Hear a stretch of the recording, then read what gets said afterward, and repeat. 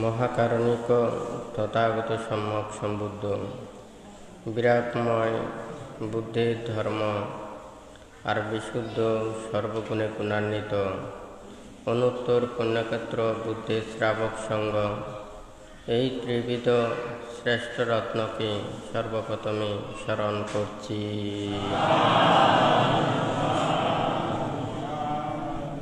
আজকে দূতাঙ্গ কুটিরে উপস্থিত, দূতাঙ্গ কুটিরে সংশ্লিষ্ট বিভিন্ন সংগঠন পরিষদ, বিহার কুটির, গ্রামের সদ্ধর্মপ্রাণ দায়ক দায়িকা তথা চট্টগ্রাম, পার্বত্য চট্টগ্রাম ও দেশের বিভিন্ন প্রান্ত হতে আগত সদ্ধর্মের পূজারী শ্রদ্ধাবান দায়ক দায়িকাবৃন্দা, আপনাদের উদ্দেশ্যে কিছু ধর্ম উপদেশ প্রদান করার প্রারম্ভে প্রত্যেকের প্রতি মৈত্রীময় আশীর্বাদ জানাচ্ছি।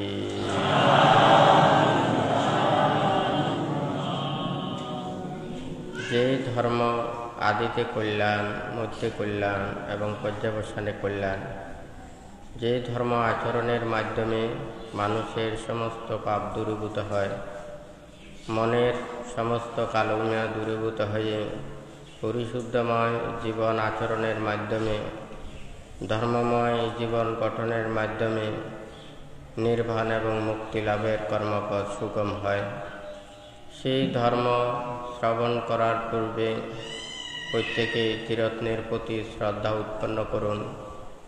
কর্ম ও কর্মফলকে বিশ্বাস রেখে, জন্ম জন্মান্তরকে বিশ্বাস রেখে প্রত্যেকে নীরবে ধর্ম শ্রবণ করুন। ভান্তে কিছু পূর্বে কর্মবিভাগ সম্পর্কে দেশনা প্রদান করেছেন, কর্মপথ সম্পর্কেও দেশনা প্রদান করেছেন। এই ত্রৈমাসিক বর্ষবাসের সময় প্রত্যেক বৌদ্ধ অবলম্বীকে অষ্টমী, পূর্ণিমা, অমাবস্যার দিনে উপসতশীল প্রতিপালন করার জন্য নির্দেশ প্রদান করেছেন। যাহারা এখানে পূর্ণিমা, অষ্টমী, অমাবস্যার দিনের একদিন আগে নিয়ে থাকেন অথবা যার যার বিহারে কিংবা সংশ্লিষ্টের পাশে আপনারা শিল নিয়ে থাকবেন। যাহারা ত্যাগ অনুশীলন করতে না পারেন তাহারা এই দুঃখ মুক্তির কর্মপথে আসা কখনো সম্ভব নয়। তাই প্রত্যেকেই যত শীল প্রতিপালনের মাধ্যমে নির্বাণ মুক্তির জন্য প্রচেষ্টা চালাতে হবে। তো এই ভান্তে এই ত্রৈমাসিক বর্ষবাসের সময় বুদ্ধির ধর্ম এবং বিনয় সম্পর্কে দেশনা প্রদান করবেন। তো আজকে প্রথম শুক্রবারে বান্তে যেই প্রসঙ্গ নিয়ে আপনাদেরকে দেশনা প্রদান করবেন,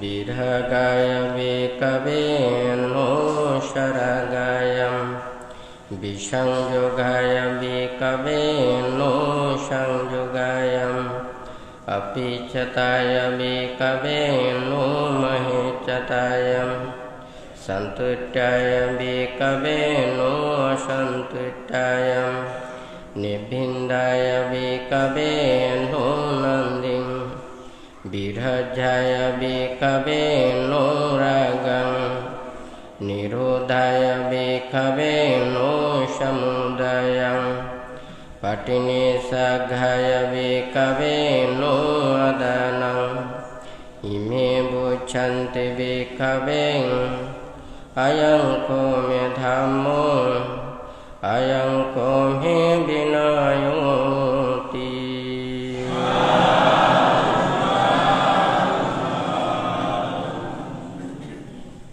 তো আজকে এখানে ভান্তে যে গাথাটা বলেছেন, যে উপদেশটা দিয়েছেন, এটা বুদ্ধ যা কিছু ধর্ম শিক্ষা দিয়েছেন এবং বিনয় সম্পর্কে শিক্ষা দিয়েছেন, সেই প্রসঙ্গে এখানে বুদ্ধ বলেছেন, আমি যা কিছু ধর্ম দেশনা করি কিংবা বিনয়শীল সম্পর্কে নির্দেশ প্রদান করি,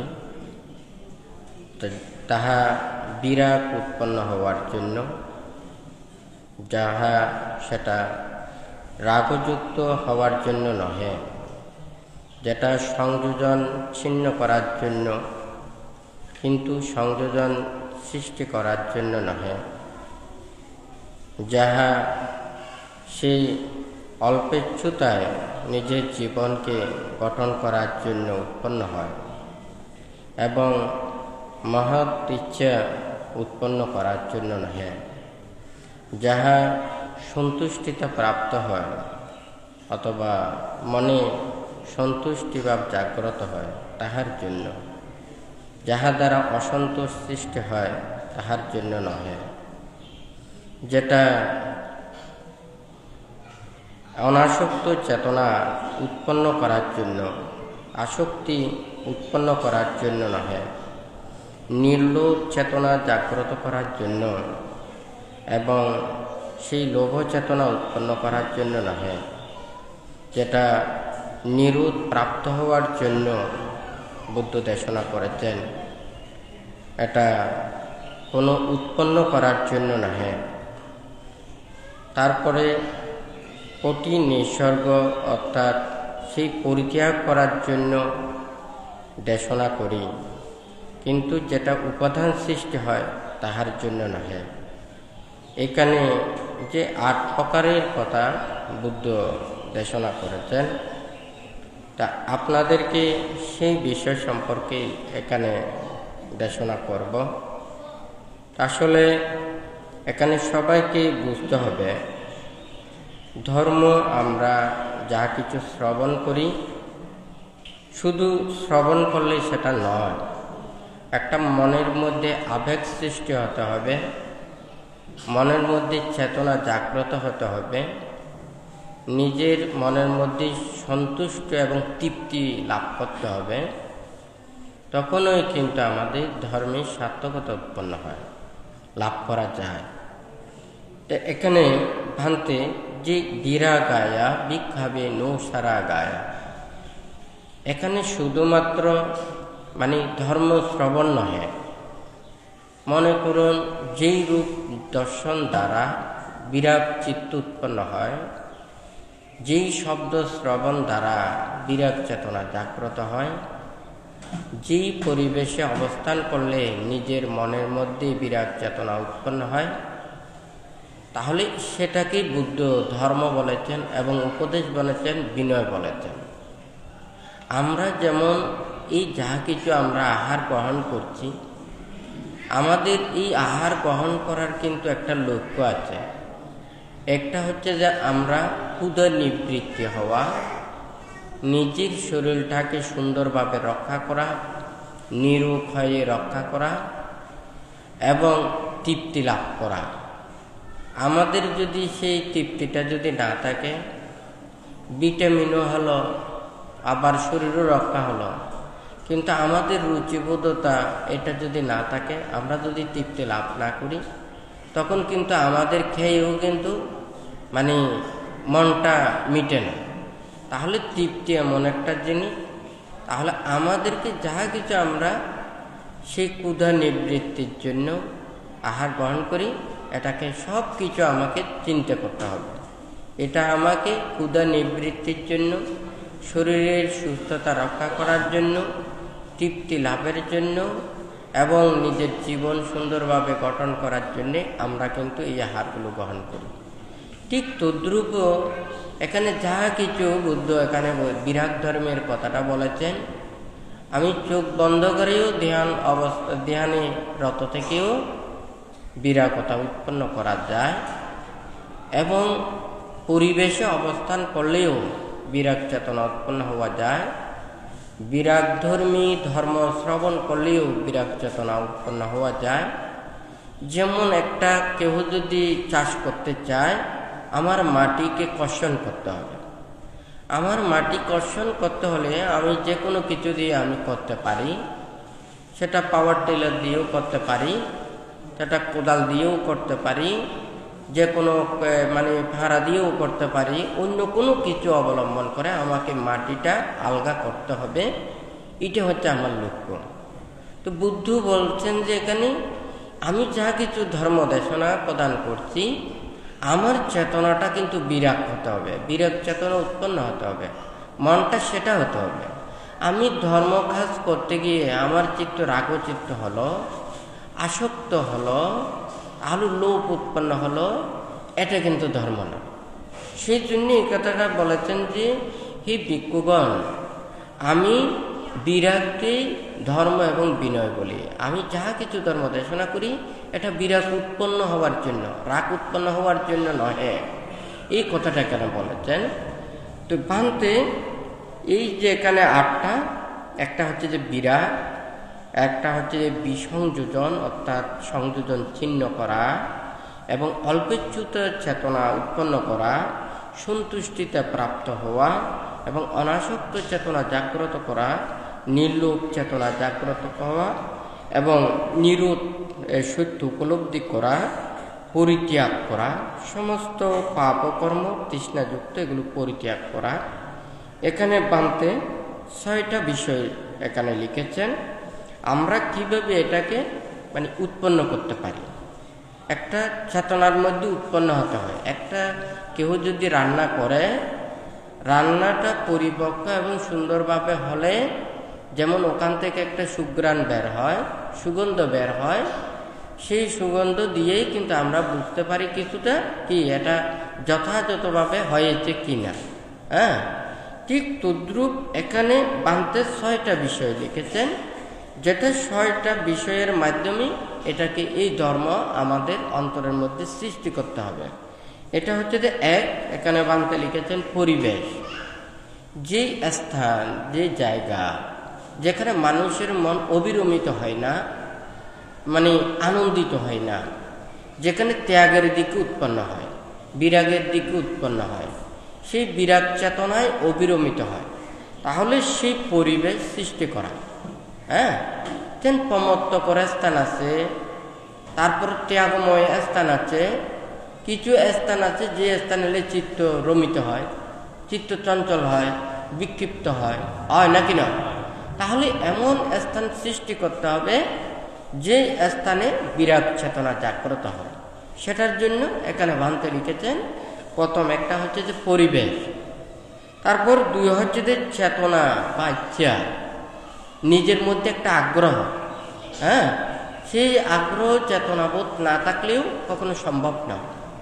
সে যদি রং বেরং সেগুলো চায়, কিন্তু শান্ত প্রিয়, নীরব নিস্তব্ধ, একাকী জীবনের সেই দিকে অভিরুচি সম্পন্ন নয়, তাহলে তাহাকেও সম্ভব নয়। তাহলে সেই জন্য এখানে লিখেছেন এখানে চেতনা বা ইচ্ছা। তারপর 3 হচ্ছে যে মন মানসিকতা, নিজের মনের মধ্যে যেটা উৎপন্ন করা, মানসিকতা উৎপন্ন করা, মনটা সেদিকে ধাবিত করা, ত্যাগের দিকে ধাবিত করা, সেটা ধর্মের প্রতি ধাবিত করা, নির্বাণ মুক্তির কর্মপথের দিকে ধাবিত করা, সে কথাটা লিখেছেন মন মানসিকতা। 4 হচ্ছে যে শিক্ষা বা সৎ আচার্য। তাহলে যার কাছ থেকে শিক্ষা নেবেন এবং সৎ আচার্য লাভ করা, যার কাছ থেকে যাহাতে সেই ধর্মের যথাযথতা শিক্ষা লাভ করতে পারে। তারপর হচ্ছে যে 5 এখানে লিখেছেন বানতে প্রচেষ্টা, নিজের মধ্যে সেই প্রচেষ্টা শক্তি থাকতে হবে। তাহলে সে যদি মানে প্রচেষ্টা চালায় তাহলে আরো বেশি বেগবান হবে, মানে ত্যাগের দিকে বা নির্বাণ মুক্তির দিকে অগ্রসর হওয়া, পরিশুদ্ধতাময় জীবন লাভের জন্য, গঠন করার জন্য সে তাহাকে অদম্য চেষ্টা করতে হবে। তারপর 6 এখানে কল্যাণ মিত্রের সাহচর্য অথবা সৎ সঙ্গীর সাহচর্য। তাহলে হয়তো একাকী অনেকেই অনেক কিছু কর্ম সম্পাদন করতে পারে না, তাহলে সৎ মানসিকতা যুক্ত এবং সেই ধর্মকামী, ধর্মপ্রাণ এবং জ্ঞান লাভেচ্ছু সেই সহযোগী থাকলে তাহলে তাহারও কি সেই দিকে আরো বেশি ধাবিত হতে পারে। এখানে 6টা বিষয় বানতে এখানে লিখেছেন, অর্থাৎ প্রতিটার এই এখানে বিরাগায় বিক্ষাবে নো সারা গায়া, তাহলে সেটা বিরাগের জন্য উৎপন্ন করে, সেটা রাগ উৎপন্ন করার জন্য নয়, রাগ ভয়ের জন্য। তাহলে সেটা আমাকে যদি কোনো মানুষের যদি সে চেতনা জাগ্রত করতে চায় বা করতে পারে, কেউ যদি বিরাগকে এখানে বুদ্ধ নির্বাণ মুক্তির শব্দ অর্থও ব্যাখ্যা করেছেন, মানে এই বিরাগ, তারপর হচ্ছে যে নিরোধ। তো ভান্তে এটা একটা একটা দেশনা প্রদান করবেন, আস্তে আস্তে বলবেন। তো আজকে যেহেতু ভান্তে এই কথাটা এখানে 6টা কথাটা বলেছেন, এটা কিন্তু প্রতিটার সাথে সাথে কিন্তু এই 6টা প্রযোজ্য। হ্যাঁ, কারণ আমরা অনেকেই কারো যদি মনে খারাপ লাগে বা মনের মধ্যে অস্বস্তি লাগে, নানান প্রকারের দুঃখ লাগে, বেদনা লাগে, ঝঞ্ঝাল লাগে, হ্যাঁ, অনেক ব্যস্ততার মধ্যে থেকে যখন তার মন খুবই চঞ্চল হয়ে যায়, তাহলে অনেক জায়গায় মানুষেরা বেড়াতে যায়, হয় নাকি না? তাহলে ওখানে গিয়ে যখন মন অন্যদিকে ধাবিত হয়, তাহলে মনের দুঃখ বেদনা এগুলো ওখানে তিরোহিত হয়, হ্যাঁ, অনেক কিছু শান্তি পায়, সুখ পায়। এখানে কিন্তু সেটা মনের আনন্দ লাভের জন্য কিন্তু দর্শন করে। কিন্তু আমাকে এগুলো দর্শন করতে হবে, আমার চিত্তের মধ্যে বিরাগ চেতনা জাগ্রত হয়, হ্যাঁ, নিজের মনটা স্থির হয়। যেমন এক একটা এখানে বিরাগ, হ্যাঁ, তারপরে হচ্ছে সংযোজন চিহ্ন করা, অল্পেচ্ছুতা এবং সন্তুষ্টতা, হ্যাঁ। তাহলে এখানে যদি কোনো মানুষের যদি আমাদের এগুলো যদি গুণগুলো এগুলো যদি না থাকে, তাহলে আমাদের নানান প্রকারের ওখানে অসন্তোষ সৃষ্টি হবে। তো যাই হোক, বান্তা এটা একটার পরে একটা প্রত্যেকবারে কিন্তু এই গাথাটার কথাটা বলবেন। তো বান্তে যেহেতু বান্তে ধর্ম এবং বিনয় সম্পর্কে আয়ং কমে ধম্ম আয়ং কমে বিনয়, বুদ্ধ বলেছেন যে আমি এগুলো দেশনা করতেছি, এগুলোর এই 8 প্রকার ধর্মের অনুকূল যাহা উপদেশ এবং শিক্ষা, বিনয় শিক্ষা, এটাই হচ্ছে আমার ধর্ম, আমার বিনয় শিক্ষা। অর্থাৎ আপনি ধ্যান করে আপনার চিত্তটা বিরাট হয়েছে, আরেকজনে নির্জন অরণ্যে একাকী বিহার করে সে শান্তি লাভ করছে, সে তৃপ্তি পাচ্ছে, নিজের মনের যাহা কিছু পাপ কালিমা দূরীভূত হচ্ছে, তাহলে তুমি সেটাকে বিনয় জানিও, ধর্ম জানিও। তুমি যে কর্মপথ অনুশীলন করো না কেন, তোমার মনের লোভ দেশ মোহ এটা যদি দূরীভূত হয়, এটাই বুদ্ধির উপদেশ, এটাই বুদ্ধির শিক্ষা, এই কথাটা বলেছেন। তো এখানে ভান্তে বলেছেন যে কি, একটা হচ্ছে যে ধর্ম আর একটা হচ্ছে যে বিনয়। সাধারণত বুদ্ধ যা কিছু উপদেশ দিয়েছেন আমরা প্রত্যেকে জানি, ত্রিপিটক, হ্যাঁ, সূত্র পিটক, বিনয় পিটক এবং অভিধর্ম পিটক। এখানে কিন্তু ধাম্মচা বিনয়চা অনেক ত্রিপিটকের কথাই আপনারা পাবেন, না হয় সূত্রে ও তারান্তি, বিনয়ে চা ও তারান্তি, এইভাবে আছে। অর্থাৎ কোনো সময় বুদ্ধ যা কিছু দেশনা প্রদান করেছেন, কোনো সময় বলেছেন ধাম্ম বিনয়, আবার কোনো সময় বলেছে যে সূত্র বিনয়, এইভাবে বলেছেন। অর্থাৎ এটাকে বুঝতে হবে ত্রিপিটকের অন্তর্গত, সূত্র পিটক এবং অভিধর্ম পিটক এটা ধর্মের অন্তর্গত, আর বিনয় বিনয়ের অন্তর্গত। তো সেই জন্য বান্তে এখানে নিয়ে গেছেন, মানে ধর্ম হচ্ছে এটা উপদেশ, বিনয় হচ্ছে নীতি, এবং ধর্ম উপদেশের মধ্যে সূত্র এবং অভিধর্ম, এবং নীতির মধ্যে শীল এবং বিনয়। তাহলে এটাকে মানতে 2 ভাগে বিভক্ত করে এখানে বুঝিয়েছেন। সেই সূত্র এবং অভিধর্মের মধ্যে বুদ্ধ দেশনা প্রদান করেছেন, লৌকিক এবং লোকোত্তর সম্পর্কে দেশনা প্রদান করেছেন, এবং শীল এবং বিনয়ের মধ্যে যেগুলো দেশনা প্রদান করেছেন, অর্থাৎ বিনয় পিটকের মধ্যে অন্তর্গত, যেটা দুষ্কর্ম পরিত্যাগ ও শীলময় জীবন গঠন করা, সেই শিক্ষাগুলোই ওখানে শীলের মধ্যে অর্থাৎ বিনয়ের অন্তর্গত ওখানে রেখেছেন। আবার বিনয়ের অন্তর্গত রেখেছেন ওখানে শীল বিপত্তির পরিশুদ্ধতার উপায় ও সংযমতার শিক্ষা, অর্থাৎ বিনয় পিটকের মধ্যে পঞ্চশীল, অষ্টশীল, 10 শীল, 227 শীল সহ যে কতগুলো নিয়মগুলো, আচরণীয় নিয়মগুলো রয়েছে সেগুলো বিনয়ের অন্তর্গত। এবং শীল লঙ্ঘন করলে, ব্রত ভঙ্গ করলে কি আচরণের মাধ্যমে সেটা পরিশুদ্ধতা লাভ করা যায়, কোন কর্মপথে অনুশীলন করতে হবে, এগুলো সম্পর্কে এখানে বিনয়ের মধ্যে লিপিবদ্ধ করেছেন। অর্থাৎ জীবনটাকে সুন্দর রূপে গঠন করা। এখানে বান্তে এই প্রসঙ্গে কথাগুলো বলছে, যেমন একটা দেশের মধ্যে রাষ্ট্র যদি এখানে পরিচালনা করে, তাহলে একটা সংসদ থাকেন, সংসদে মানে যে আইনগুলো পাশ করা হয় এবং যে সংবিধানগুলো করা হয়, এটা যেমন আবার সেগুলো যদি লঙ্ঘন করে এবং যেগুলো আইন প্রশাসনের যেগুলো কাজ করে, এগুলো এখানে কিন্তু বিনয়ের অন্তর্গতের মতো। এগুলো কিন্তু লঙ্ঘন করলে এটারও কিন্তু প্রতিকারের অনেক কিছু উপায় আছে, এবং এগুলো পরিশুদ্ধতা লাভের জন্য যেমন আবার অনেক কিছু শাস্তি ভোগ করতে হয়, ঠিক তদ্রূপ ওখানে ওই আইনের মতো এই বিনয়গুলো।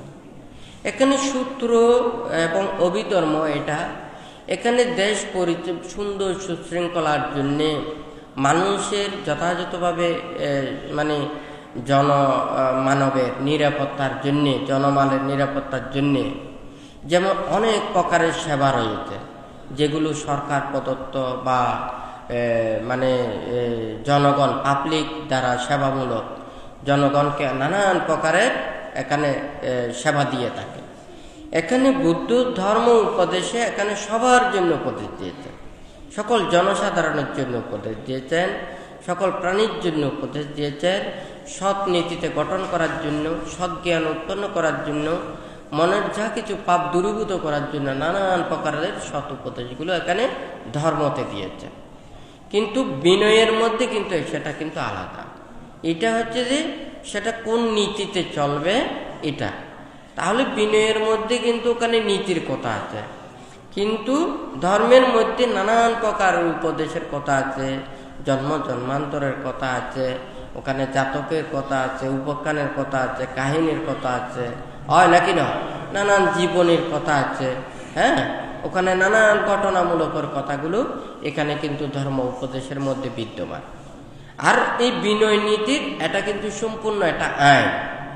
হ্যাঁ, এটা আইনে চলতে হবে, আবার এটাকে লঙ্ঘন করলে এটাকে কিন্তু শাস্তি ভোগ করতে হবে।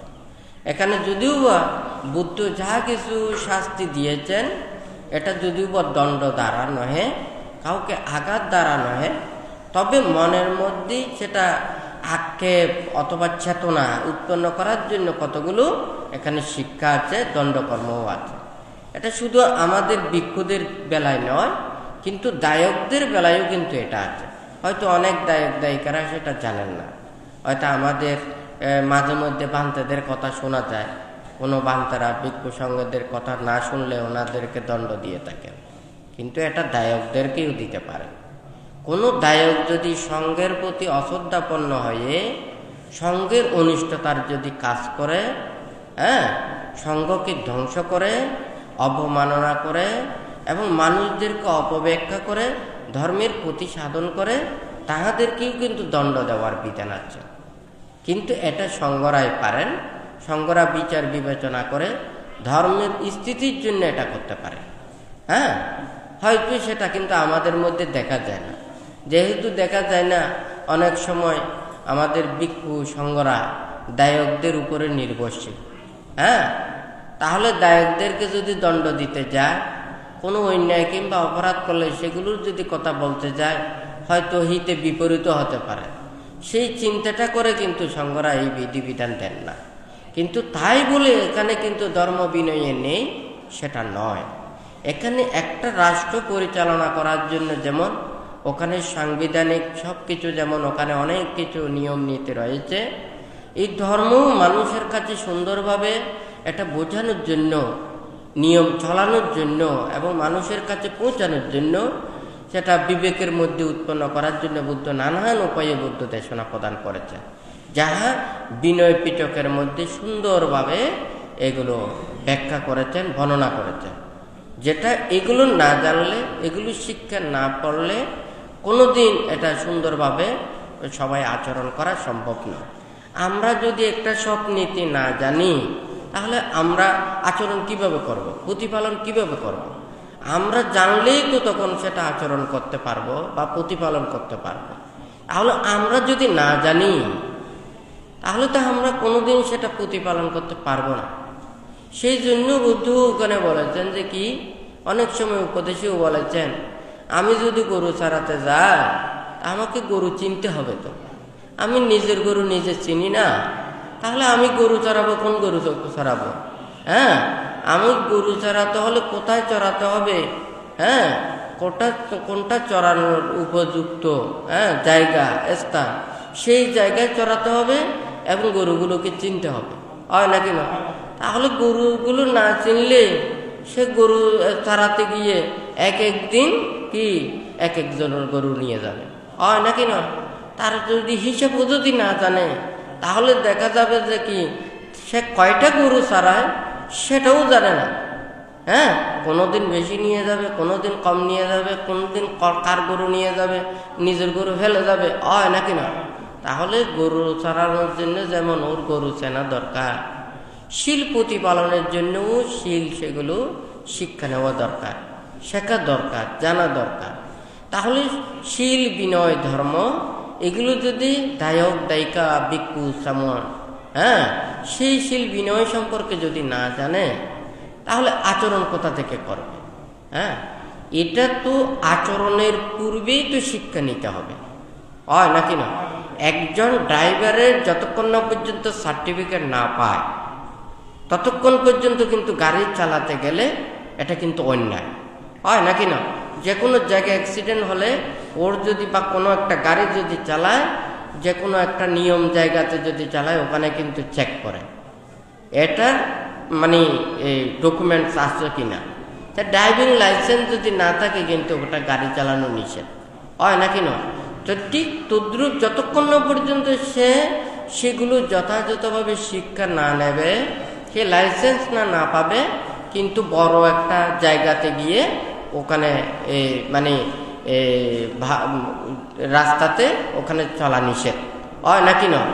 তো এই ঠিক তদ্রুপেও এখানেও বিনয়শীলের মধ্যেও এখানে রয়েছে। তাহলে আপনি যদি সেগুলোকে যথাযথভাবে শিক্ষাগুলোকে আপনাকে অর্জন করতে হবে, প্রতিপালন করতে হবে, শিক্ষাগুলো নিতে হবে। আপনারা পঞ্চশীল নিয়েছেন, পঞ্চশীল যখন নিয়েছেন, সেই পঞ্চশীল শিক্ষাটা আপনাদেরকে নিতে হবে, হয় নাকি না? সেই পঞ্চশীল কি কি, এটা তাহলে এটা যদি আপনারা প্রতিপালন করেন, তাহলে সেটা পূর্ণতা হবে। কিন্তু আপনি শীলগুলো নিয়েছেন, কিন্তু শীল কোনটা, কিভাবে আচরণ করতে হয় সেটা জানেন না, কিভাবে প্রতিপালন করতে হবে সেটা জানেন না, তাহলে তো সেটা নেওয়া দিয়ে ওখানে কোনো অর্থ হয় না। ঠিক তদ্রুপ পঞ্চশীল এবং অষ্টশীলের ক্ষেত্রেও কিন্তু সেটা, তুই ওখানে অষ্টশীলও কিভাবে প্রতিপালন করলে, ওখানে আর্য উপশতশীলের যেভাবে রয়েছে সেইভাবে প্রতিপালন করতে হবে। আপনি ওখানে অষ্টশীল নিয়েছেন, ওখানে ধর্ম চিন্তা না করে শুধু পারিবারিক চিন্তা করেন, নানান কিছু চিন্তা করেন, তাহলে ওটা দিয়ে অষ্টশীলের সার্থকতা আসে না। এই মানে সারা মানে এক বছরের মধ্যে এখানে 13টা দিন, তাহলে উপশত দিনে আপনি শীল নিয়ে আপনি যতটুকু পারেন এই শীলগুলো প্রতিপালন করে ধর্ম চিন্তা করবেন, ধ্যান করবেন, মানে নিজের মনের নিজের মুক্তির কর্ম সম্পাদন করবেন, পাপগুলোকে দূরীভূত করার জন্য চিন্তা করবেন, সৎ সংকল্প উৎপন্ন করতে হবে, আর্যস্থাঙ্গিক মার্গ কর্মপথ এটাকে ভাবতে হবে, 37 প্রকার বুদ্ধিভক্তীয় ধর্ম এটা আয়ত্ত করার জন্য চিন্তা করতে হবে। এগুলো হচ্ছে তার কাজ।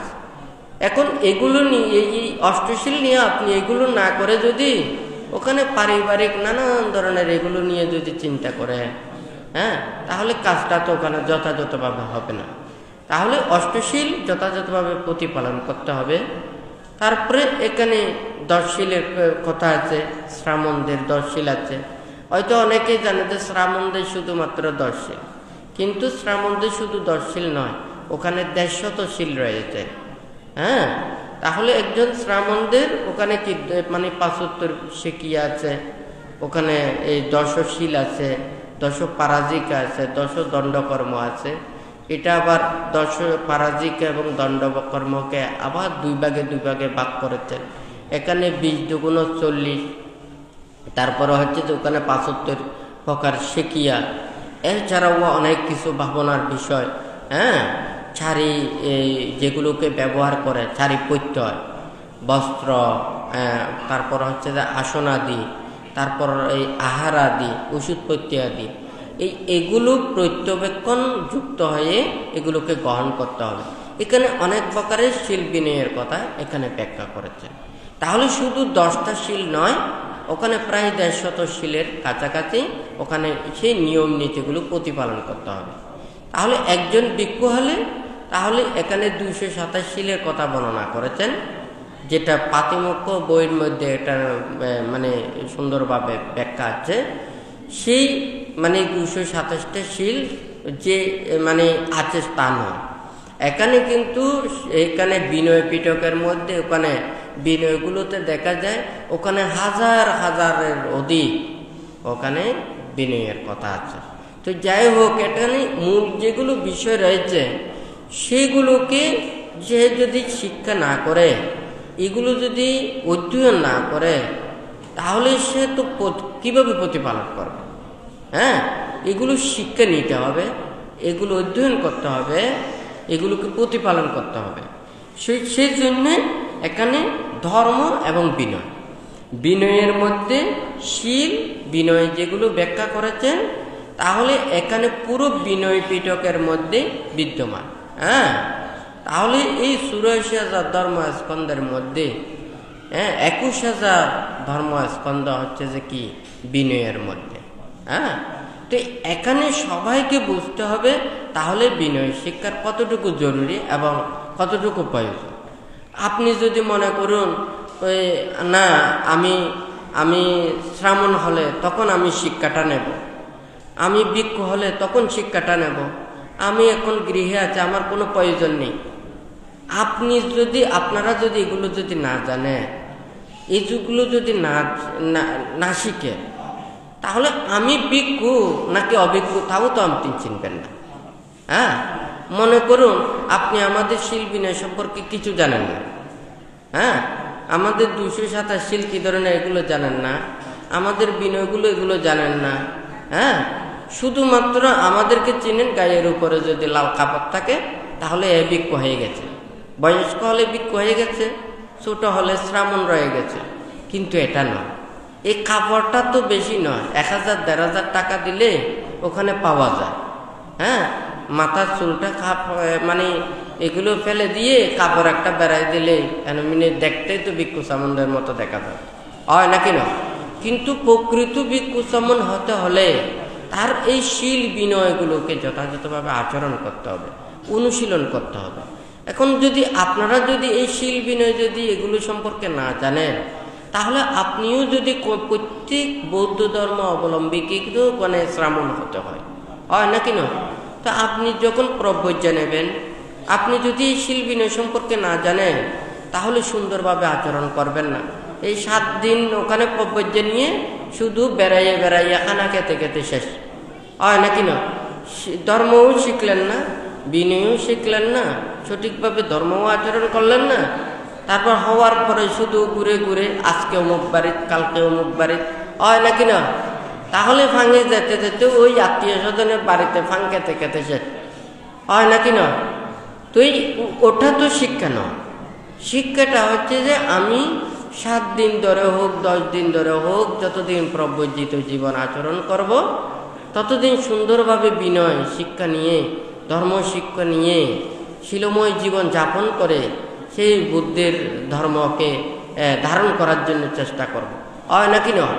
তাহলে ঠিক তদ্রুপ এখানে মানে আপনারা দায়ক বলুন, দায়িকা বলুন, আমরা ভিক্ষু সমান বলুন, এটা কোনো ভিন্নতা নয়। আমরা প্রত্যেকেই তো বুদ্ধের পূজারী, ঠিক আছে না? আপনারাও বুদ্ধের পূজারী, আমরাও বুদ্ধের পূজারী। আমরা বিজ্ঞ হয়ে গেলাম, বড় হয়ে গেলাম, আপনারা দায় 5টা শিল প্রতিপালন করেন, আপনারা অনেক নিচে, অনেক ছোট, এটা নয়। আমরা যে প্রত্যেকেই যে বুদ্ধের পূজারী এটা সত্য, হয় নাকি না? আপনারা সংসারে আছেন, সেই জন্য আমাদের এগুলো প্রতিপালন করতে পারেন না, হ্যাঁ, আচরণ করতে পারেন না। আপনাদেরও যদি সেই পরিবেশ এবং মন মানসিকতার সৃষ্টি হয়, তাহলে আপনারাও সংসার পরিত্যাগ করে তাহলে এইভাবে আচরণ করতে পারবেন। তাহলে এই আচরণের জন্য সবার স্বাধীনতা রয়েছে, হয় নাকি না? সবাই যে বুদ্ধের পূজারী এটাও সত্য, আমরাও সবাই যে নির্বাণ করতেছি এটাও সত্য। তাহলে আমরা এখানে আমি শিল বেশি পালন করি, আমি বড়, আপনি শিল পালন করেন না, আপনি ছোট। একটা ছোট ফলও তো আস্তে আস্তে বড় হতে পারে, হয় নাকি না? আবার বড় হতে হতে ফলটাও তো পরে ওখানে খালে পরে খাদে ফলে ফুঁসিও তো যেতে পারে, হয় না? কথা ঠিক আছে না? মানে ফলটা ওখানে মানে পুকুর পাড়ায় কতগুলো আম গাছ আছে না, হয় নাকি না? তখন দেখা যায় যে ওখানে গাছে আম মানে ফেকেছে, কিন্তু খাওয়ার যোগ্য হয়নি, পানিতে পড়ে গেছে যে ওখানে নিচে একেবারে ফুঁসে গেছে, হয় নাকি না? আবার দেখা গেছে যে ওখানে কুলে পড়েছে, সেটা কিন্তু পাকে নাই, এমনি কাঁচা। তাহলে কুলেতে গিয়ে ওখান থেকে নিয়ে হলে মানুষ খেতে পারবে, ঠিক আছে না? তাহলে ওটা প্যাকেছে বিদে এটা যে কাজে লেগেছে এটাও সত্য নয়, হয় নাকি না? আমি বিজ্ঞ হয়ে গেলাম, হ্যাঁ, আপনাদের চাইতে আমি শিল বেশি, কিন্তু আমি যদি শিল বিনয় ধর্ম আচরণ না করে যদি আপনাদের চাইতেও বেশি ভাব করি, তাহলে অবস্থা কি হয়ে যাবে, হয় নাকি না? সেই জন্য বানতে বলেছে যে ওখানে কাঁচা আম পড়েছে, সেটা কুলে পড়েছে, অন্যজনে নিয়ে খেয়েছে, এটাও কাজে লেগেছে, হয় নাকি না? কিন্তু গাছে ওখানে পাকা আম ধরেছে, কিন্তু পড়েছে পানিতে একেবারে ফুঁসে গেছে, ঠিক আছে না?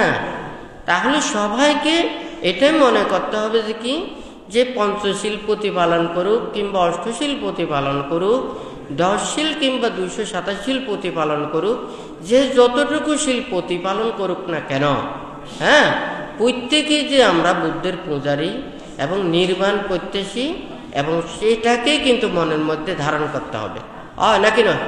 আমাদেরকে এটা চিন্তা করতে হবে কি, যে যতটুকু শীল প্রতিপালন করুক না কেন, কিন্তু চেতনাটা, ইচ্ছেটা, আশাটা প্রত্যেকেরও এক থাকতে হবে, নির্বাণমুখী হতে হবে। কিন্তু আপনার যদি সেই চেতনাটা যদি না থাকে, যতই উপরে ওখানে রং বেরং করুক না কেন, এটা দিয়ে কোনোদিন ধর্ম লাভ করা সম্ভব নয়। সেই জন্য বুদ্ধ ওখানে অনেক কিছু বলেছেন, হ্যাঁ, আমাদের মানে যাহা কিছু রূপ রং বৈচিত্র্য দ্বারা নিজের মনের এই কালিমাগুলোকে দূরীভূত করতে পারে না, হ্যাঁ, না নাগাচারিয়া, না জাটা, না পাঙ্কা, না সাকা থান্ডিলা সাইকা বা রাজু ছা দাল্লাং উক্কু টিকাপ্পা দানাং সোধেন্তি মাচ্ছাং আবিতিন্ন কাঙ্কাং। অর্থাৎ এখানে বুদ্ধ বলেছে যে অনেক সময় ওখানে এই বুদ্ধের সমকালীন তীর্থিকেরা, হ্যাঁ, এক একজনের দুঃখ থেকে মুক্তির জন্য নিজের চিত্তের মধ্যে পাপ কালিমারগুলোকে দূরীভূত করার জন্য এক একজনে এক এক কর্মপদগুলো ওখানে অনুশীলন করতেন। কেহ উলঙ্গ থাকতেন, কেহ মানে এক পায়ে খাড়াইয়া থাকতেন, এক পায়ে বসতেন, নানান ধরনের অঙ্গভঙ্গি ব্যবহার করতেন। এক একজনে মানে নিজের গায়ের মধ্যে খর্তমাক্ত করে রাখতেন, মানে ময়লা করে রাখতেন, নিজের দেহটাকে পরিষ্কার পরিচ্ছন্ন রাখতেন না। এক একজনের এক এক সংস্কৃতিতে এখানে ছিল। তো বুদ্ধ বলেছে যে এত ধরনের নানান ধরনের এত কীর্তিগুলো, এত কর্মগুলো দ্বারা এই প্রকৃতপক্ষে এখানে দুঃখ মুক্তি লাভ করা সম্ভব নয়। নিজের মনের ভাবটাকে যে দূরীভূত করতে পারে, এটাই হচ্ছে যে প্রকৃত ধর্ম। হ্যাঁ, এখন আমার গায়ের উপরে এটা আছে, আমার মনটা কিন্তু শান্ত হলো না, হ্যাঁ, তাহলে এটা দিয়ে তো হবে না। সেজন্য ভান্তে এখানে বলেছে যে কি, অহিংসা, মৈত্রী, ত্যাগ। হ্যাঁ, বুদ্ধির যা কিছু উপদেশ, আপনার চেতনায় যদি অহিংসা না থাকে, মৈত্রী না থাকে, ত্যাগ না থাকে, এই লোভ দেশ মোহ ধ্বংসের জন্য সেই প্রচেষ্টাগুলো যদি না থাকে, আপনার উপরে যতই এখানে টাইটেল আছে না কিছু করুন না কেন, এখানে কোনো কিছু লাভ নেই। হ্যাঁ, আপনার গায়ের উপরে সাদা কাপড় আছে, হ্যাঁ, আপনার মনটাকে শুদ্ধ করতে পারলেই আপনি শুদ্ধ। হ্যাঁ, গায়ের এটা দিয়ে নয়। এক সময় বুদ্ধ বলেছেন, আমার লজ্জা নিবারণের জন্য আমি গায়ের কাপড়গুলো, এই পোশাকগুলো ব্যবহার করতেছি, হয় নাকি না? তাহলে লজ্জা নিবারণের জন্য পোশাকটা হয় নাকি না? পাপ নিবারণের জন্য এই পোশাক না তো। হ্যাঁ, পাপ নিবারণের জন্য আমাদেরকে যে পোশাক পরতে হবে সেটা হচ্ছে যে আমাদের সৎকর্মের পোশাক, সৎ নীতির পোশাক, হ্যাঁ, শীলের পোশাক, এগুলো নিতে হবে। আমি এইগুলো যখন বুদ্ধের কাছে ওখানে এসেছেন, প্রথমে উলঙ্গ অবস্থায় এসেছেন, উন্মত্ত পাগলের মতো। হ্যাঁ, তখন সবাই বলছে যে এত উলঙ্গ অবস্থায়। হ্যাঁ, তো বুদ্ধের দেশনা শ্রবণ করতে করতে তার কি ওই জ্ঞান চেতনা জাগ্রত হয়েছে। তখন সে সংযত করে বসেছে। সবাই যখন বলছে যে কি আমি উলঙ্গ না, আমি পোশাক পরিহিত, কারণ ও শিল নিয়েছেন, শীত প্রতিপালন করছেন এবং নিজেই সেটাকে উপলব্ধি করতে পারছেন। তখন উনি সবাইকে বলছেন আমি এখন উলঙ্গ না। এতক্ষণ কিন্তু সে পাগলের মতো উন্মত্ত ছিল, তার গায়ে পোশাক ছিল না, তখনও পোশাক নেই। সে যখন শিলে প্রতিষ্ঠিত হয়ে নিজের জ্ঞান উৎপন্ন করেছে, তখন সে বলছে যে কি আমি উলঙ্গ না, এরা সবাই উলঙ্গ। এখন কথা কেমন হয়ে গেছে, উল্টা না? তাহলে সেটা সেই সময় কিন্তু বুদ্ধও ছিল, হয় নাকি না? তাহলে যে এই বুদ্ধির সামনে এই কথাগুলো, এখন সবাই পোশাক নিয়েছেন, সবাইকে নিতে হবে না আমাদের বুদ্ধির যা কিছু শীল, বিনয়, ধর্ম, নীতি, এই সৎ শিক্ষাই আমাদেরকে সেই পোশাকের ধারণ করতে হবে। তাহলে এটাকে করতে না পারলে তাহলে কোনো দিন প্রকৃত সত্য উপলব্ধি করা সম্ভব নয়, হয় নাকি না? তাহলে যদি মনে করুন এটা যদি যথাযথভাবে শিক্ষাটা যদি না নেয়, যেমন এখানে দেশের মধ্যে নানান অফিসের কাজ করে না, এক যারা বিভিন্ন বড় বড় পোস্টে কাজ করে, আলাদা আলাদা ড্রেস রয়েছে। হ্যাঁ, তাহলে সেই ড্রেস রয়েছে, আবার ড্রেসের উপরে যার যার পদবীর একটা মানে মার্ক রয়েছে, ঠিক আছে নাকি না? তাহলে ওই পোশাকের উপরে এই মার্কটা কি বোঝায় এবং পোশাকগুলোকে কি বোঝায়, এখানে কার পাওয়ার কতটুকু, কার পদোন্নতি কতটুকু, এটা কিন্তু দেখা যায়, হয় নাকি না? এই পোশাকটা এই ইয়াগুলো যদি খুলে ফেলে তখন কিন্তু তার এটা দেখা যায় যে কার পদমর্যাদা কতটুকু আছে, হয় নাকি না? তাহলে এটারও কি রয়েছে, এটারও একটা সার্থকতা রয়েছে। তাহলে সেই মানে নিজেকে কষ্ট করে পরিশ্রম করে সেই যোগ্যতা বলে এই পদগুলোকে লাভ করতে হয়, হয় নাকি না? ঠিক তদ্রূপীয় বুদ্ধ আমাদেরকে এই শীল, বিনয়, ধর্ম, নীতিতেও কিন্তু এইভাবে বলেছেন। হ্যাঁ, একজন গৃহী, হ্যাঁ, তারপরে হচ্ছে যে শ্রামণ হওয়া, তারপরে হচ্ছে পদোন্নতি হয়ে যে উপসম্পদ লাভ করা, মানে এটা উপসম্পদকে এটা পদোন্নতিও বলা যায়। তার মানে শ্রামণ থেকে সে ভিক্ষুতে উপনীত হয়েছে, তাহলে ভিক্ষু থেকে আবার হস্তবীর, তারপর হচ্ছে মহাস্তবীর, হয় নাকি না? তাহলে এই পদোন্নতির এটা শুধু বছর গুনলে তো হবে না, যোগ্যতা অর্জন করতে হবে। সে ধর্মপদের কথায় ওখানে বলেছেন, মানে ভিক্ষু কাকে বলে, থের কাকে বলে, হ্যাঁ, প্রব্রজিত কাকে বলে, শ্রামণ কাকে বলে, এগুলো সুন্দর করে ওখানেও বলেছেন এবং শীল বিনয়েও এগুলো ব্যাখ্যা করেছেন। তাহলে আমাকে প্রকৃত গুণধর্মগুলোকে আয়ত্ত করতে হবে। আমি প্রকৃত গুণধর্মকে আয়ত্ত না করে আমি শুধু ড্রেসটাকে যদি ওখানে মূল্যায়ন করি তাহলে কোনো দিন সার্থকে রূপান্তরিত হবে না।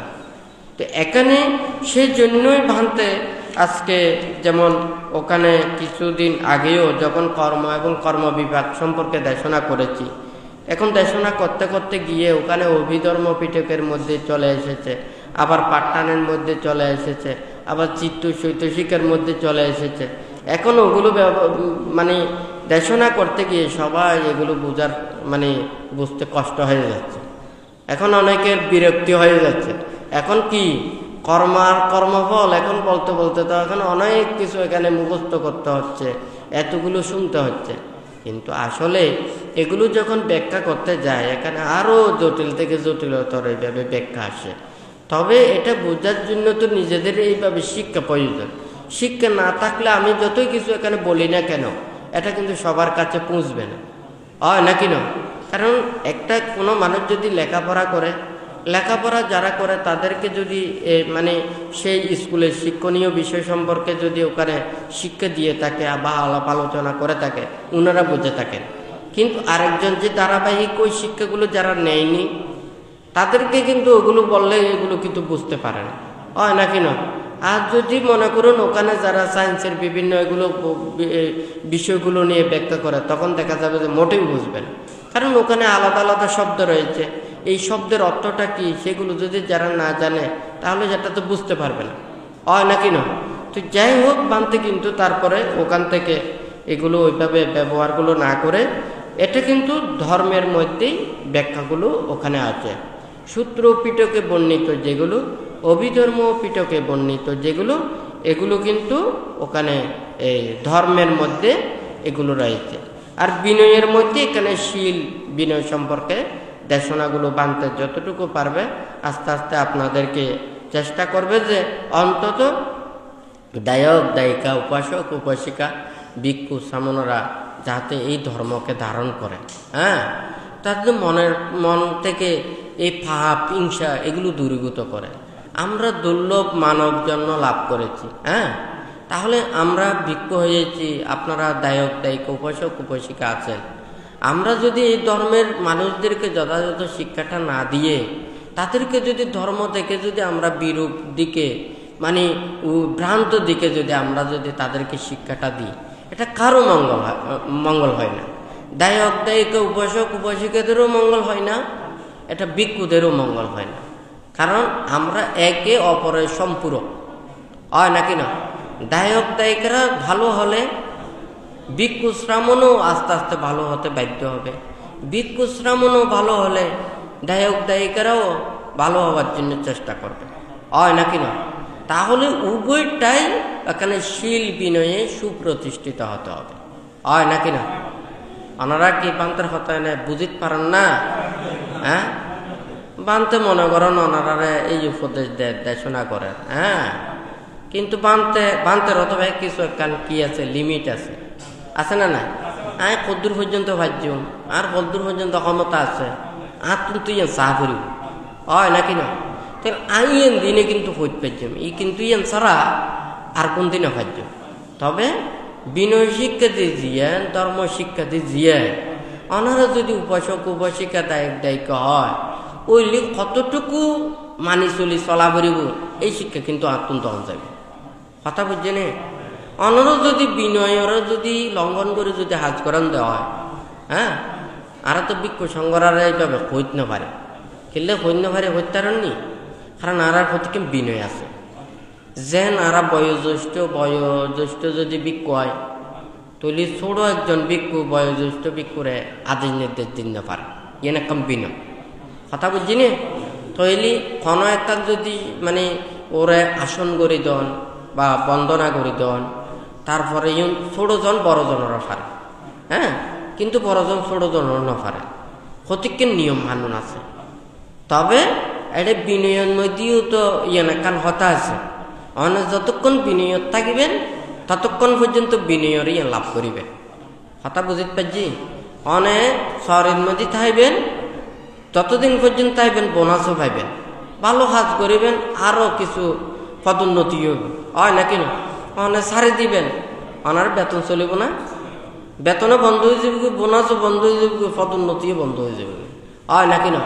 তো ঠিক তদ্রূপ শীল বিনয় ধর্মরে যথাযথভাবে আচরণ করলি এবং ভিক্ষুত্ব যথাযথভাবে থাকিলি অবশ্যই ব্যাকুণত্ব নিয়ে জিয়েন প্রাপ্যতাই পাইব।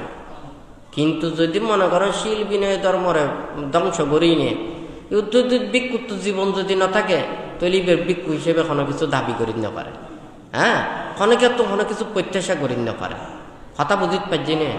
যে নিজেরই যোগ্যতা প্রাপ্ত হয়, তাহলে অবশ্যই ওরে কি করা করিব, শ্রদ্ধা করা করিব, সম্মান করা করিব, ভক্তি করা করিব, হয় না? না, কিন্তু এমন যদি পরিস্থিতি সৃষ্টি হয়, হ্যাঁ, নিজেও ধর্ম আচরণ নকরিব, আরেকজনেরও ধর্ম আচরণ করতে নদিব, মানুষেরও ধর্মের জায়গা তধর্ম হইব, তৈলে এটা কিন্তু ক্ষণকে রেহাই নদিব।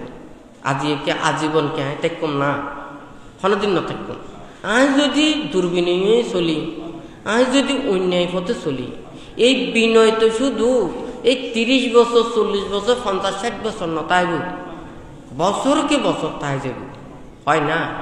আজ এই বান্তার কাছে মনে করেন এই থেকে বিক্ষুসমন আছে, তুলি পরবর্তীতেও আরো অনেক বিক্ষুসমন সৃষ্টি হব, হয় না কিনা?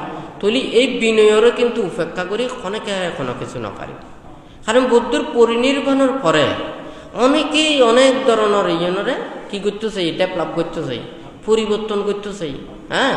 কিন্তু যারা করতে চাই ইয়ানে আরো বেশি প্রতিবন্ধকতা সৃষ্টি হয়। কারণ আরা বেগুনি শ্রদ্ধা করি দিয়ে হারে বুদ্ধরে, হয় না কিনা? আমি বুদ্ধর উদ্দিন মতব্বরি মাস্টারি করতাম, তাহলে আমি ধরা না খাইম না কিনা খাইম, তাহলে আর তুমি চা করেও দেখি আই যদি বেকুয়াইছে যদি হতা হই, তাহলে আর ফরা যারা আছে তারা আর ধরিব, হয় না কিনা? তো এহতলাই কিন্তু বানতে মানে লেখ লিখি, হ্যাঁ, মানুষের সুখ দেওয়ার অধিকার আছে, দুঃখ দেওয়ার অধিকার নেই, হ্যাঁ। মানুষের উপকার করিবার অধিকার আছে, কিন্তু ক্ষতি করিবার অধিকার নাই। সৃষ্টি করিবার অধিকার আছে, কিন্তু ধ্বংস করিবার অধিকার নাই, হ্যাঁ।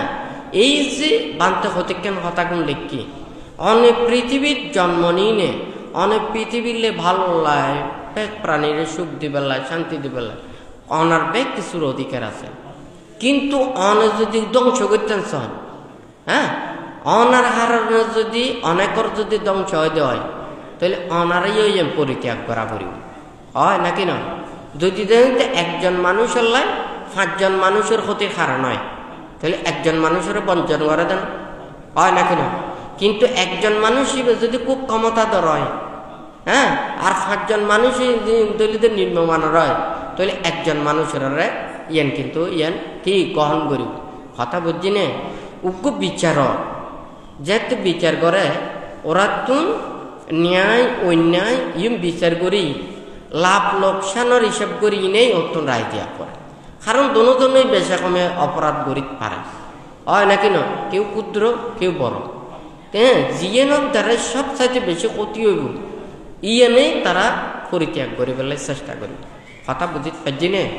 লাভ ক্ষতির বিচারে চিন্তা করি কোনো কিছুর মানে পক্ষপাতিত্ব নকরি ইয়ান কিন্তু এটা ধর্মপদ্ধত খুব সুন্দর করে ব্যাখ্যা গুণ আছে। কিন্তু এমন যদি পরিস্থিতি হয় যে হয়, তাহলে কখনে করে কারে রক্ষা করি, হয় নাকি না? আর বুঝতে মনে করেন বেশ কোনো হয় যে যারা দেশ পরিচালনা করে ওরা চার যে দেশের মধ্যে একটা শান্তি শৃঙ্খলা, মানুষের মধ্যে মানে কোনো দ্বন্দ্ব কলহ ইন সৃষ্টি নগরী সুন্দরভাবে দেশত চলি বেলায় ওই তো সবসময় নিয়ম মানে যারা পরিচালনা করে ওরা চায়, হয় নাকি না?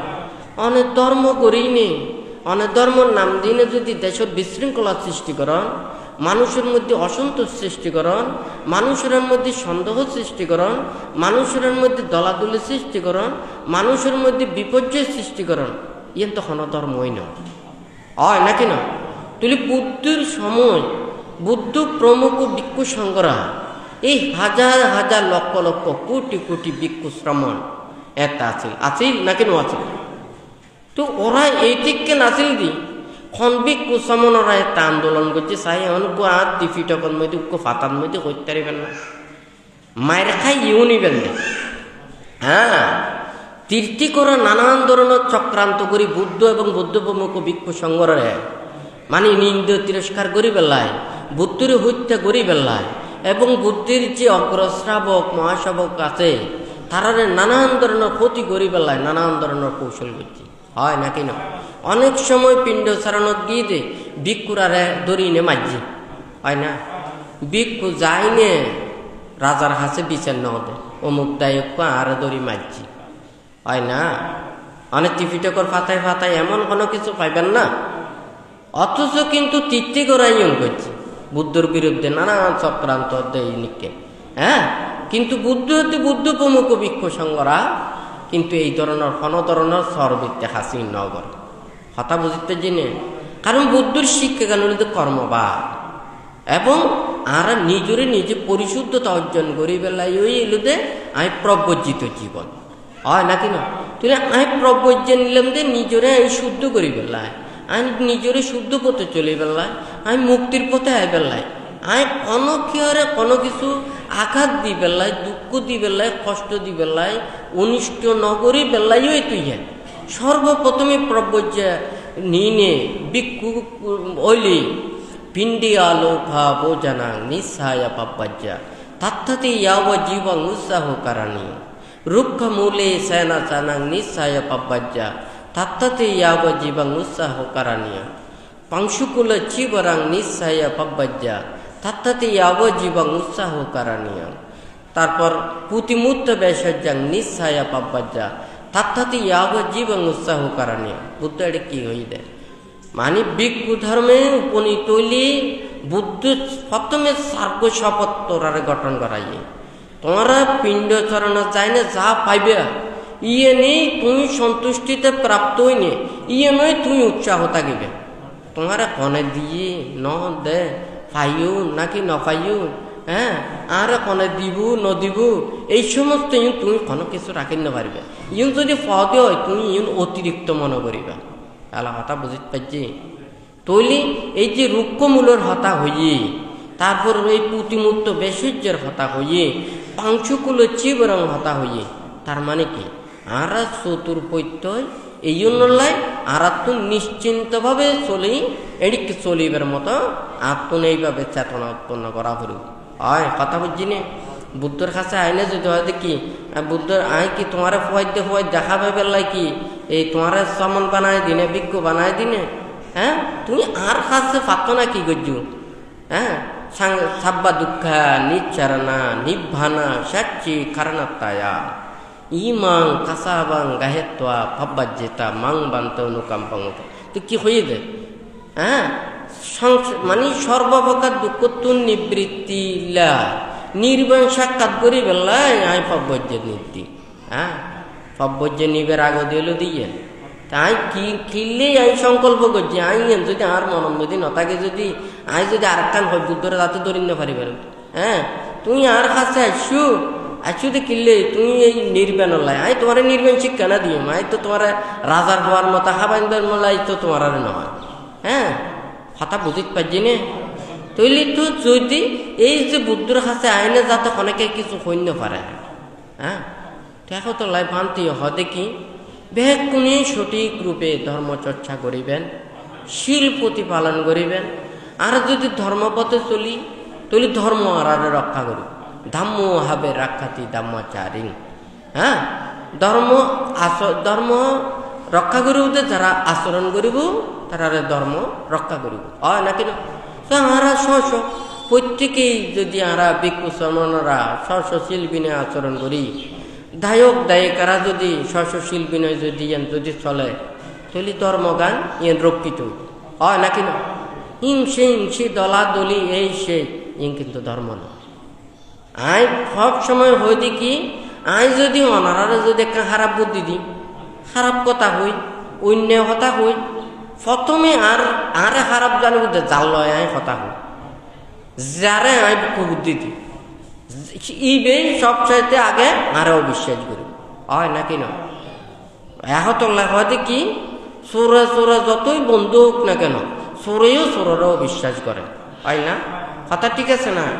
আর যদি ভালো মানুষের নজানি না হয়তো যদি হনকান যদি ভুলও করি তাকে দেওয়া ও কিন্তু হনদিন খারাপ মনে না করিব ও যদি মনে হয় ও হনদিন ইচ্ছে করি না করে আই কষ্ট হয় ঠিক আছে আই দুঃখ হয় ঠিক আছে ও আরে হনদিন ক্ষতি করি নে ক্ষতি করি পেলাই আরে নচাইব তাহলে ভালো মানুষের বিশ্বাস করে হয় না কথা ঠিক আছে না আর যদি চোর যতই বন্ধু হোক না কেন চোরে বিশ্বাস না করে হয় না ওই যে দলবদ্ধ হয়ে চুরি করতে যাইব তাই মিল আছে নি খতুত যাই না গাঠি টানাটানি করিব হয় নাকি না যে যেন্দি ভারেন দি লুকাইব যে যেন্দি ভারেন দি মিছতা হব যে যেন্দি বেশি ভাবে ইতি চিন্তা করিব হয় না কথা ঠিক আছে না এখন তো লাই অন্যায়কারীরা কোনোদিন ইয়ার বিশ্বাস না করে আই ধর্ম শিক্ষা দিতাম যায় আই মানুষেরা যদি অধর্ম পথে নিদি হয় তৈলি অমঙ্গল হতফাল দিয়ে হয় আর নিজের অমঙ্গল হইব, নিজের মুক্তির পথের বাধের সৃষ্টি হইব, হয় নাকি না? আর একজনেরও অমঙ্গল পথে যায়, অধর্ম পথে যায়, যেদিকে পাপ কাজ করিব এই উনারও কিন্তু আমি অংশীদারিত্ব লাভ করছি, হয় না? কারণ আর হারণেই তো আরেকজনে পাপ করল, হ্যাঁ? তো পাপর ভাব কি নইম না? ওনারা যদি বাচ্চা বেটাইমের মধ্যে যদি খনেকার করার মধ্যে যদি উপস্থিত হন, হ্যাঁ, ইতারা তো বাচ্চা তো বইয়ের ওনারাই না হাবাইব না, হাবাইব না, না হাবাইব ঘরত যিন আছে ইন দিয়ে ওনারাই হাবাইব, হয় নাকি না? কারণ খাইবার টাইমত গিন দে, হয় নাকি না? ঠিক তদ্রুহিও কেউ যদি মনে করেন আর যদি হতায় কার যদি উপদেশে যদি আরেকজনে খারাপ কামও করে, তৈলি মনে করা করব কি ইবের যদি ফাঁপ হয় ইয়েনরা আপনার অংশীদার হওয়া করিব, হয় না? কথা ঠিক আছে না? তো ব্যাগ কোনো পেখনো কে তো খারাপর মিককে যাইতো না চায়, হ্যাঁ, অনেকে পাপ করে তো চায় না, অনেকে আর ক্ষতিকরণ ইয়েন তো ঠিক ন, হয় নাকি না?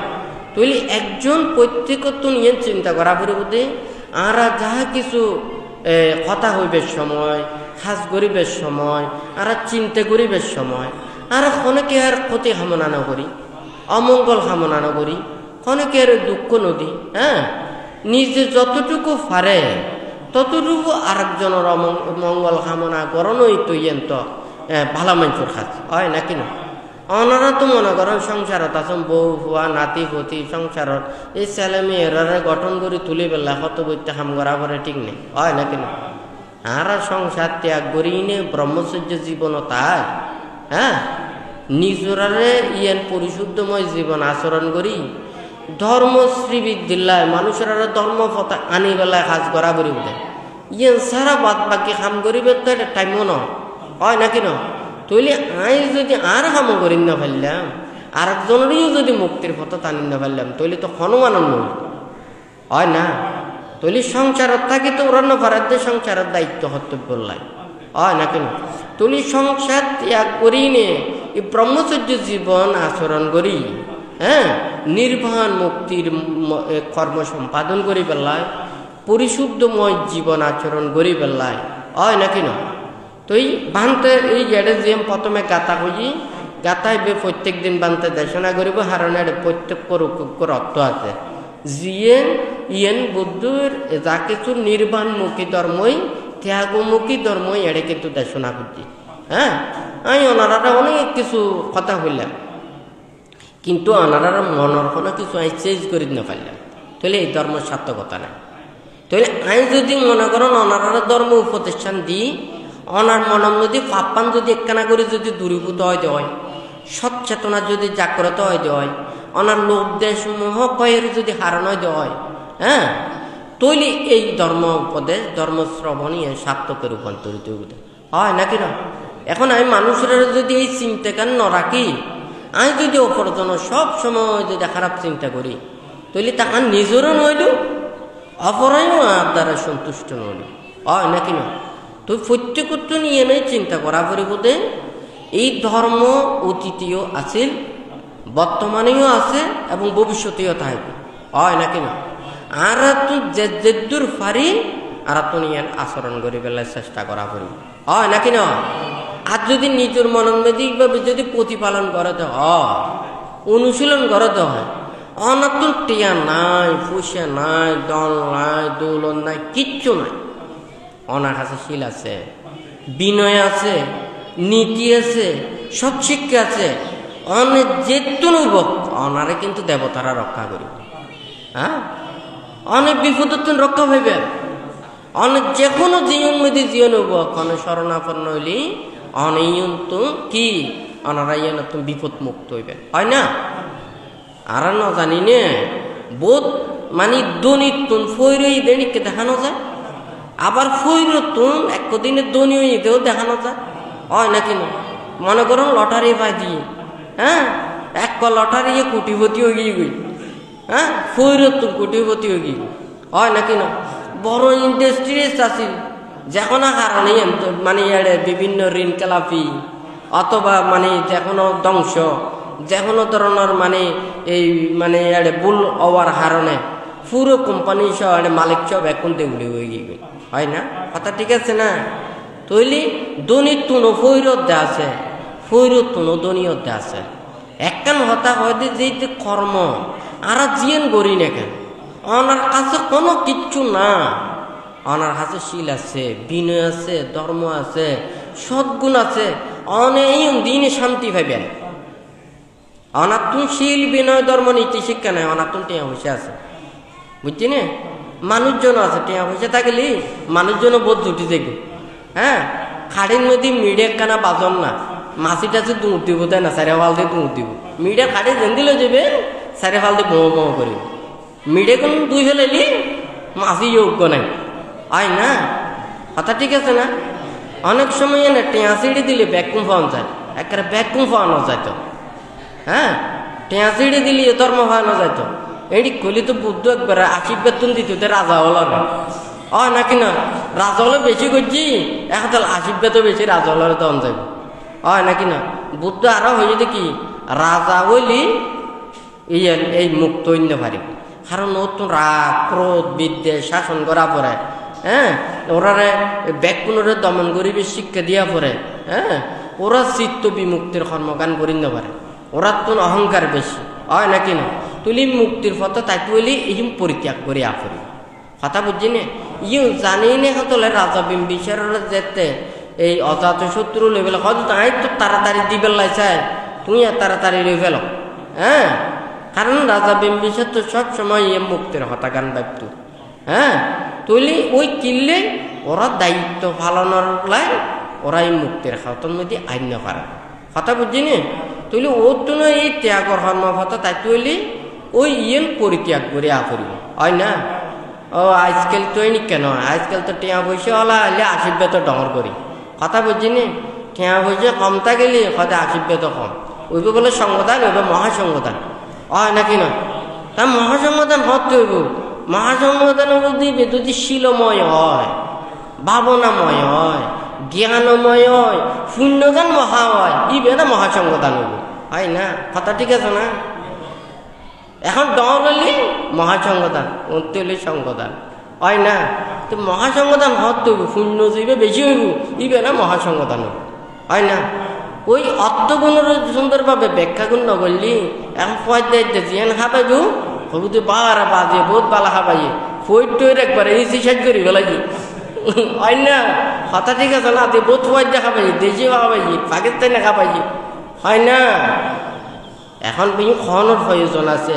আপনারা মনে করেন শূন্য করতেন যাই না ভাবি গরম দে, হ্যাঁ, সংবিধান করছো নজ্ঞ, আষ্ট পরিষ্কার দান করছো নজ্ঞ, হ্যাঁ, পরে তো মাছ মারজন যেতে কি, হ্যাঁ, 170 সংবিধান নষ্ট পরিষ্কার দান করলি নজারজ নই, হয় না? কথা ঠিক আছে না? তো শূন্য করতেন যাই না ভাব যেতে কেন করছুন, হ্যাঁ, নজারজ করতে করতে জীবন ইবে যাবে বই শূন্য তো হইব নৌদে তো নয়, ওই শূন্য তো ভাব বেশি করে ফেলে দিই না আর কি, হয় না? তুই আর তো খোয়ানো করিব, আর ওনার প্রতি মঙ্গল আমি ওয়ানো করিব, আর শুধু একটা কাঁদত করি লই গেলে কইব না ই বল লই গেলে মেহেন্দি দিয়েও দিলেন আর বেখাই ছেলে বুদ্ধরে বাজাই দিলাম, আশীর্বাদ কনে দিব, বুদ্ধ দিব, হয় না? এটি কি করে হলিও না? আমি খাইও গেলাম, বেখাই ছেলে হইও গেলাম, হয় নাকি না? আশীর্বাদ দিবে, রতন মেদি বুদ্ধ দিব। কথা বুঝিনি? কারণ তোমার সঙ্গরে দান করছো দে শুধু আর নয় তো, এটা বুদ্ধ উদ্ধ আছে, হয় না? আর আনাছিল না পালাই, বুদ্ধ না পালাই না, বুদ্ধ দিব দেরি তোমার, হয় না? তো বুদ্ধ তো নাই, আর কথা বুঝতে পারছি নি? তো বুদ্ধ তো খারাপ কই না যা, এই তিতে হইয়ে মিড়ে হইয়ে অল্প হইয়ে বেশি হইয়ে কম হইয়ে, হয় না? না কিন্তু বুদ্ধ তো নক যত কিছু না পারে এমনি আশীর্বাদের মধ্যে বুদ্ধ। তো যাই হোক ই ব্যাগ কোনো তো নিয়ে শিক্ষা ফুরিব ধর্ম, ই ধর্ম লইনে খেলা হন ঠিক না, হয় না? বুদ্ধ হইয়ে যে শ্রামণ ব্রাহ্মণ ইন হলে তো অহনর মতো অগ্নির মতো পুজো করি পেলাই দেন, কথা বুঝতে পারছি নি? আর ইউন লইনে যদি খেলা খাইতো চায়, উল্টো উল্টো করতে চায়, একেবারে চলে যাবে বুঝি, হয় না? যতই ধনী হোক, যতই প্রভাবশালী হোক, যতই ক্ষমতা বানো, যেতে ফাফে যেতে দৌড়িব খনকে আই না ভাই, হয় নাকি না? তো আর কি চাই নে খনকে আইয়েন এক ক্ষতি হোক, খনকে দুঃখে পড়ুক, খনকে কষ্ট হোক, কিন্তু তারা তো নচায়, হয় নাকি না? কিন্তু কেউ যদি হাতে ধরে যদি নিজে যদি যদি ফুটতে চায়, হ্যাঁ, তুইলে তো গরিবের তো হনো কিছু নাই, হয় না কেন? বুদ্ধ কি হই না, হ্যাঁ, যে দেবদত্ত বুদ্ধের সান্নিধ্যে সেটা নয় না। একটা প্রশ্ন করছি, এই যে দেবদত্ত যদি বুদ্ধর শিষ্য নইত, তৈলি তুইবে সঙ্গভেদ গরিব না পাইত, হ্যাঁ, তৈলিবে তো এই ইয়া খামাই গরিব না পাইত, তৈলি বুদ্ধ কিনলেই ওরে পব্বজ্যে কান্দি হয় দে, ওরে আই পব্বজ্যে দি বলি ইবে ফাপ পাম গজ্জি, ইবে যদি আজিয়ে যদি ইবে বুদ্ধের সান্নিধ্যে ন থাকতো, ইবে ফাপ আরো বহুত বেশি করত, হ্যাঁ। এই যে তিক্কেম ফাপ করিও এই যে অবিচ্ছিন্ন রকম যাতে ইবার আগতে বুদ্ধ স্মরণ করি করে যা, হ্যাঁ, বুদ্ধং শরণং গাচ্ছামি, ধম্মং শরণং গাচ্ছামি, সংঘং শরণং গাচ্ছামি, হ্যাঁ, মানে নিজের এই যে কাম ভুল করছি, অন্যায় করছি, অপরাধ করছি, এই অপরাধ চেতনা গান জাগ্রত হই। আমি যদি ওরে যদি পব্বজ্যে ন দিতাম, আর সান্নিধ্যে যদি ন রাখতাম, এটিকেন লৌকিক জ্ঞান লাভ করি না পাইত, হয় না? কথা ঠিক আছে না? তাহলে আজি ও তো নিজের বোধ জ্ঞান মানে উৎপন্ন গান নয়তো হাত কর্ত জন্ম জন্মান্তর যেমনি গিয়ে দি মানে দেবদত্ত কি করছি, বুদ্ধ শত্রুতা আমি করছি দে, অনেক জাতকত মেদিনও আছে, কত ভাব করছি জন্ম জন্মান্তরে, তাহলে এতেকেন ভাব করছি যে বুদ্ধ এই দেবদত্তর প্রতি মঙ্গল কামি হই না বুদ্ধ শাসনত দিয়ে দেয়। তাহলে বুদ্ধ শাসনত যদি নদীত বুদ্ধ হয়তো তো তুমি তো হিংসা করো দেয় না, এবার তো বালা ভতা তাইতো চা, এবার জন্ম জন্মান্তরে বহুত অন্যান্য এদিকে ভাব করছি, হ্যাঁ, এবার শেষ জন্মে কিছু বালা হাজ করতো চা, ত্যাগর কর্ম ফতে আইতো চা, অনে তলি ওই আগে এদিকে অনালয় বিরোধিতা করছি দে, ইউনোর প্রতিও মনে হয় অনার হিংসা বসত ওরা মনে হয় সদ্ধর্ম শাসন আনন্দ পাল্লা এলা হতা বুঝিত পারছি নে, হ্যাঁ, ব্যাগ কিছুর উত্তর আছে নাই দি নয়, হ্যাঁ। তুই একতলায় শ্রামণ ব্রাহ্মণের আগুন সদৃশ বলেছে, হ্যাঁ, আর যদি এই আগুনের বেকবাইছে ধরা দেয় ফুরি না যাইব না, হ্যাঁ, যাইব না যাইব, তুলি দেবদত্ত দেয় না করে হাম করি নে এইভাবে ও তো একবারে জলজান্ত মানে জ্বলি জ্বলি নে অভিচিন্ন যাওলে নয় না, এমন কোনো খাস নগরিবেন ধর্মর মানিয়ে যাতে পরিহানি হয়, ধর্ম ধ্বংস হয়, ধর্ম একটা কলুষিত হয়, মানুষেরা খারাপ জানে, মানুষেরা নিন্দে তিরস্কার করিব, এই কর্মগুণ সাধন করন অনেকে আর উচিত নয়, হয় নাকি নয়? তুলি কারো যদি এদিকে যদি চেতনা মনত থাকে দয় ইউন যত শীঘ্রই পরিত্যাগ করন ভালো। এখন তাহলে বুদ্ধ হইতে আবিত্থারে তা কল্যাণে পাপ চিত্তাং নিবারে, আর মনের মধ্যে যদি ভালো একাংশ চেতনা জাগ্রত হয়, ই যত দ্রুত সম্ভব এই ভালো হাসান করণ উচিত। আর মনের মধ্যে যদি পাপ চেতনা যদি জাগ্রত হয়, হ্যাঁ, অকুশল চেতনা যদি জাগ্রত হয়, ই যত দ্রুত সম্ভব ইম পরিত্যাগ করণ উচিত, হয় নাকি না? তো যাই হোক, অনারারে মানে এই পরবর্তী বিশেষ করে পান্তে চিন্তা করে ব্যাকুণের শীল বিনয় ধর্ম সুগঠিত করি নে, ব্যাকুণে যাতে ধর্মময় জীবন যাপন করে। তা দিয়ে ওনারা অনেকে শুন হয়তো অষ্টশীল এই প্রথমে বসত গিয়ে অনেকেই অষ্টশীল নহলন, তো আগামীতে যাতে ওনারা নিত্য ভুল নয়, এই যদি এই বছরের মধ্যে 13 দিনও যদি ওনারা অষ্টশীল প্রতিপালন করি না পারেন, কেন করে ত্যাগের ধর্ম আচরণ করেন, হয় নাকি না? আর সংযমতার হই, ত্যাগর হই, অহিংসার হই, মৈত্রী হই, আর এতদিন নির্বাণও তো ত্যাগ, হ্যাঁ, এই রাতি একবেলা খানো যদি নখাই তাই না পারে, কিছু একখান ধ্যান করি যদি সংযত করি তাই না পারে, কেন করে নির্বাণ মুক্তি পাইবে? হ্যাঁ, মনে করেন ওই কদ্দূর দূরে চাঁদ সূর্য আছে কইন্য পারি, হয় না নয়? একখানা করে আকাশে উঠতে পর্যন্ত ডর লাগে, তাহলে এখন চাঁদ সূর্যের হতে ধরিব, হয় না? কথা ঠিক আছে না? তো যাই হোক, বান্তে নির্দেশ প্রদান করছি প্রত্যেকেই ত্রৈমাসিক বর্ষবাসের সময় অষ্টমী পূর্ণিমা অমাবস্যার দিন, আর যারা দুতাঙ্গ কুটির তাই তাহলে আগের দিন আইনে ওনারা অষ্টশীল প্রতিপালন করিবেন। আর যদি হনহারণের দিন সম্ভব নয় বা যেদিন আইয়ে যেদিন অন্য বিহারত হয় এই দিনও যদি অনেকের যদি অসুবিধা হয় দেওয়া এই দিন আইনে লইতে পারিব। তো এই বানতে ইউতে ইয়াং হদ দে যাতে প্রত্যেকেই শিল প্রতিপালন করি নে ব্যাকুণে পুণ্য রাশি দান দিই নে দেশ সমাজ রাষ্ট্র বিশ্ব শান্তি এবং মঙ্গল কামনা করিবেন। অচিরে যাতে পৃথিবীর একখানি শান্তি যাতে বর্ষিত হয়, এই দেশে দেশে মারামারি হানাহানি নানান ধরনের অসন্তোষ যুদ্ধ এবং যে বিভিন্ন এই নতুন নতুন রোগে আক্রান্ত এই নতুন যাতে পৃথিবীর মানুষত্ব যাতে রেহাই পায় ব্যাগ পুনরিয়ান মানুষ সুস্বাস্থ্য নিরোগ দীর্ঘায়ু কামনা করিবেন ইয়ান বান্তে ব্যাগ পুনর প্রতি নির্দেশ দিয়ে তা আজকে যারা এটা সমবেত হইন বা ধর্ম শ্রবণ করছেন ব্যাগ পুনর যাতে ধর্মময় জীবনে প্রতিষ্ঠিত হইনে যাতে প্রত্যেকই যাতে অচিরে নির্বাণ সাক্ষাৎ করিতে পারেন বুদ্ধ ধর্ম শঙ্কর কাছে আশীর্বাদ প্রার্থনা করি 3 বার সাধুবাদ প্রদান করেন।